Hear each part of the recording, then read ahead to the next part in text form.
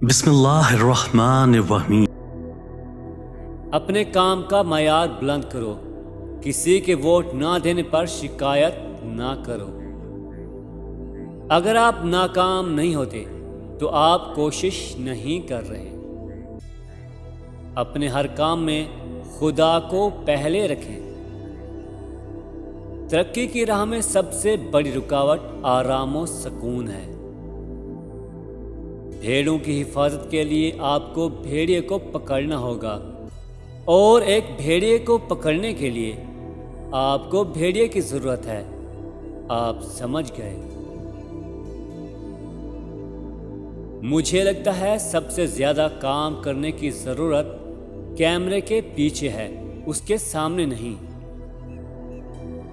मैंने फैक्ट्री में काम किया, मैंने कचरा उठाने का काम किया, मैं एक पोस्ट ऑफिस में काम करता था। ये इतनी देर की बात नहीं है। मैं ये सोचना पसंद करता हूँ मैं सिर्फ एक आम आदमी हूँ।